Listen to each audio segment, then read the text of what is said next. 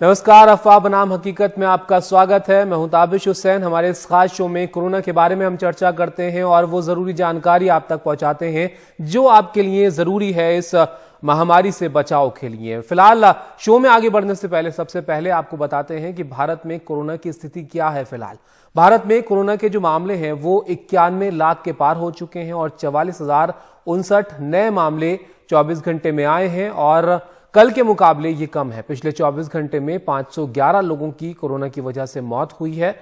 93.68% की recovery rate के साथ ठीक होने वाले मरीजों की तादाद भी तेजी से बढ़ रही है। कल 41,024 संक्रमित मरीज ठीक हुए हैं और देश में अब 4.85% एक्टिव मामले बचे हैं, जबकि पॉजिटिविटी रेट 5.18% है और डेथ रेट 1.46% है।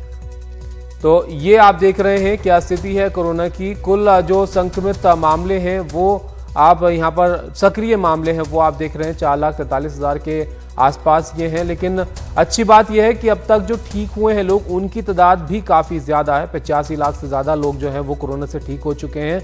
लेकिन चिंता भी ये है कि जो मृत्यु लोगों की हो रही है कोरोना की वजह से वो भी अभी आंकड़ा वो ज़्यादा ही है। आप देखिए यहाँ पर कुल कोरोना की वजह से 1,33,000 से ज़्यादा लोगों की मौत हो चुकी है।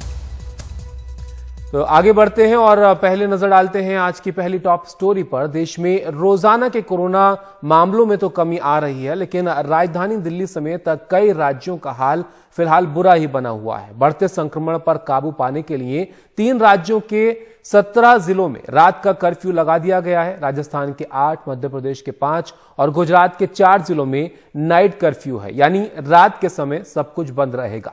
कोशिश कोरोना की चेन को ब्रेक करने की है, लेकिन सवाल उठता है कि पूरे दिन की भीड़भाड़ और छूट के बाद क्या सिर्फ रात के कर्फ्यू से बात बनेगी या फिर कुछ और उपाय करने यहां पर जरूरी हैं। इन्हीं सवालों का जवाब जानने के लिए हमारे साथ 2 खास मेहमान इस शो में जुड़े हुए हैं। फिजिशियन और संक्रामक रोग विशेषज्ञ रचना कुचेरिया जी हैं और King Edward's Memorial Hospital Mumbai के डीन डॉक्टर अनंत देशमुख हैं। आप दोनों का स्वागत है हमारे इस शो में। डॉक्टर अनंत, आपसे शुरुआत करते हैं। अब लोगों में ये काफी सवाल है कि क्या लॉकडाउन लगने वाला है या फिर हमें कुछ रिस्ट्रिक्शंस आते हुए देखेंगे। अब नाइट कर्फ्यू कई जगह पर हमने देखा है, लेकिन जो चेन तोड़ने की बात यहां पर होती है उसमें ये कितना कारगर है? क्या रात का कर्फ्यू लगाने से कुछ बहुत बड़ा फायदा होता हुआ हमें दिखेगा चेन ब्रेक करने में? अभी ताबिश एक हमें बहुत जरूरी बात कहनी है कि आप अगर नाइट कर्फ्यू लगाते हो तो उसमें सिर्फ जो जमा होता है, जो क्राउड होता है, उतने सोशल डिस्टेंसिंग का काफी मामला पेचीदा हो जाता है।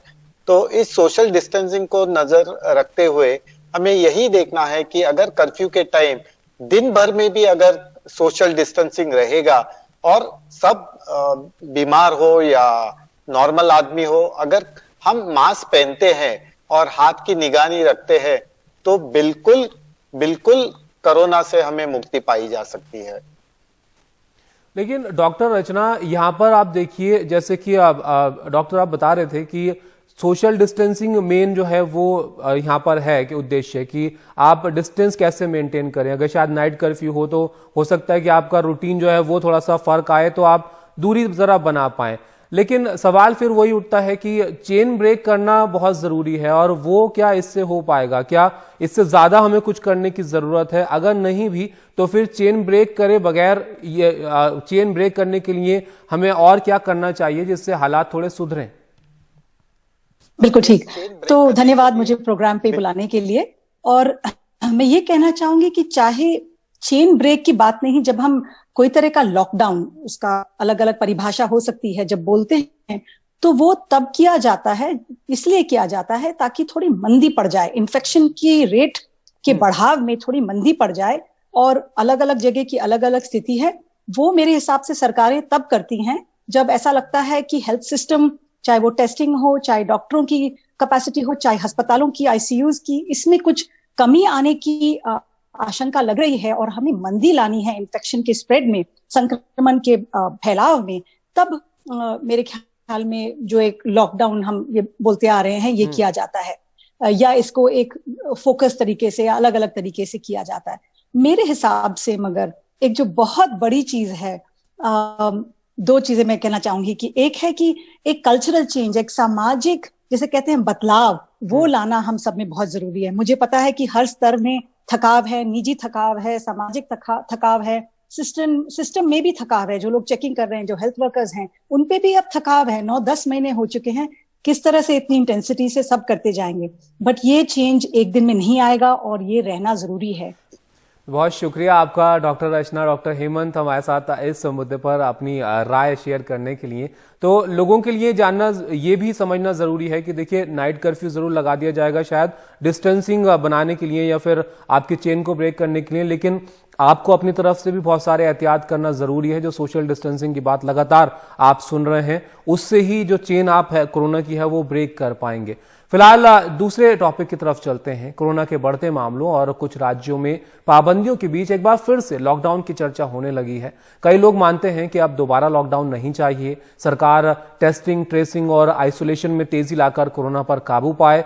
वहीं कई लोग मानते हैं कि कोरोना की चेन को तोड़ने के लिए लॉकडाउन एकमात्र जरिया है। लोकल सर्कल्स के एक सर्वे के मुताबिक देश के 51% लोग जो हैं वो किसी हाल में लॉकडाउन फिलहाल नहीं चाहते हैं। 14% लोगों का मानना है कि देश में 3 हफ्ते का लॉकडाउन किया जाना चाहिए। 14 दिन का, माफ कीजिएगा, लॉकडाउन पूरे देश में 14% लोगों का मानना है 3 हफ्ते का लॉकडाउन किया जाना चाहिए। और 11% जो लोग हैं उनका ये मानना है कि 10,000 से ज्यादा एक्टिव मामले जहां पर हैं उन राज्यों में 3 हफ्ते का लॉकडाउन लगाया जा सकता है। 21% लोग मानते हैं कि 1,000 से ज्यादा एक्टिव मामलों वाले जिलों में 3 हफ्ते का लॉकडाउन लगे। 3% का अभी कुछ राय साफ नहीं है, उनका कहना है कि वो कुछ कह नहीं सकते हैं। यानी 46% लोग ऐसे हैं जो किसी न किसी स्तर पर लॉकडाउन के पक्ष में फिलहाल नजर आ रहे हैं। लेकिन स्थिति दिल्ली में काफी खराब है, तो फिर दिल्ली में लोगों की क्या राय है ये भी आप जान लीजिए। दिल्ली में 34% लोगों का मानना है कि फौरन 3 हफ्ते का लॉकडाउन लगना चाहिए। 40% लोगों का यह मानना है कि लॉकडाउन नहीं, 3 हफ्ते बाजार बंद हो।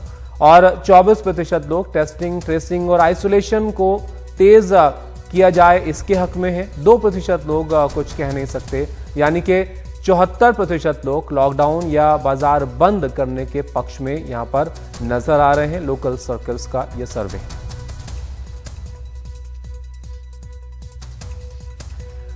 सचिन टपारिया से बात करते हैं, founder and chairman local circles के। सचिन, स्वागत है आपका इस शो के अंदर। तो अब ये चर्चा जो है जोरों पर है कि इस स्थिति से काबू कैसे पाया जाए, क्या लॉकडाउन लगाया जाए या फिर बाजार बंद किए जाएं। आपका सर्वे क्या कहता है, लोगों की इसको लेकर क्या राय है? अगर लगता भी है तो फिर क्या परेशानी है, और अगर नहीं लगता है तो फिर उनको क्या लगता है, क्या हाल हो? देखिए, नेशनल लॉकडाउन अब एक ऑप्शन नहीं है, बिकॉज हमारे देश में काफी ऐसे जिले हैं जहां पे कि कोरोना का संक्रमण काफी कम है या फिर ना के बराबर है।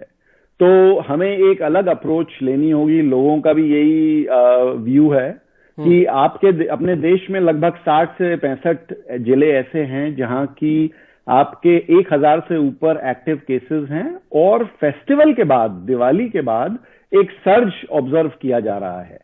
तो एक जो पॉपुलेशन है जिनका ये कहना है कि लॉकडाउन 3 हफ्ते का लगाया जाए, बट खाली उन राज्यों, उन जिलों में जहां 1,000 से ज्यादा मामले हैं, या फिर उन राज्यों में जहां 10,000 से ज्यादा मामले हैं, जैसे कुछ छोटे राज्य हैं।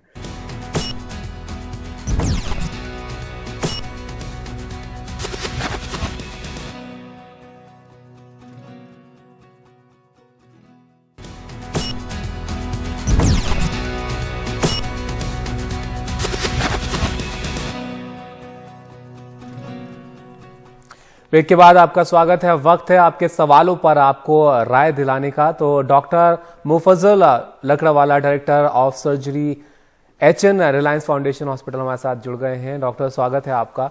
जल्दी से सवाल जवाब का सिलसिला शुरू करते हैं। लोग जो सवाल पूछना चाहते हैं उसमें आतिश है मुंबई से हमारे साथ। आतिश, पूछिए, क्या सवाल है आपका? मेरा नाम अतीश कुमार सिंह है और मेरा सवाल ये है कि क्या मच्छर या टिक्स वायरस को फैला सकते हैं जो कोविड-19 का कारण बनता है? आतिश, आपका सवाल है, फिलहाल बारिश के सीजन में मच्छर डेंगू, मलेरिया इत्यादि दूसरी चीजें फैला सकती है, लेकिन कोरोना नहीं फैला सकती है। कोरोना या तो किसी के नजदीक आने से होता है या तो हवा में उसके नजदीक रहने से होता है, लेकिन डेफिनेटली कोरोना मच्छर से नहीं फैलेगा। शौर्य नोएडा से हैं। शौर्य, पूछिए अपना सवाल। मेरा नाम है शौर्य ठकरान। मेरा प्रश्न है कि अगर कोई व्यक्ति कोरोना वायरस से इन्फेक्ट हो जाता है और फिर ठीक भी हो जाता है, क्या उसे कोरोना वायरस फिर से हो सकता है? उसे क्या क्या सावधानी फिर से लेनी चाहिए? बेटा, आपका सवाल बहुत ही सही है। अगर हम देखें तो 91 लाख लोगों को कोरोना इंडिया में अब तक हो चुका है, उसमें से 85 लाख लोगों को बेहतर हो चुके हैं। ओके, तो अगर आपको कोरोना होता है तो आपके एंटीबॉडीज कितने डेवलप होते हैं उसके ऊपर निर्धारित रहता है कि आपको वापस से कोरोना हो सकता है या नहीं। उसका मतलब नहीं है कि अगर एक बार कोरोना हुआ तो आप सभी प्रिकॉशंस छोड़ दो, जैसे कि मास्क पहनना या हाथ सैनिटाइजेशन करना या सोशल डिस्टेंस। उतना याद रखिए कि जब तक ये वायरस है दूसरे 6 या 8 महीनों तक, तब तक हमें सभी प्रिकॉशंस लेने हैं, सभी प्रकार के प्रिकॉशंस से रहना है, बिकॉज तभी हम सेफ रह पाएंगे, ना ही हमारे लिए लेकिन हमारी फैमिली, हमारे लव वंस के लिए, लेकिन सभी हमारी इंडिया देशवासियों के लिए। तो डॉक्टर मुफज्जल, ये बात साफ है कि अगर आप इतने लकी हैं कि आप कोरोना से ठीक भी हो गए हैं, तो भी आपको लापरवाही करने की बिल्कुल जरूरत नहीं है।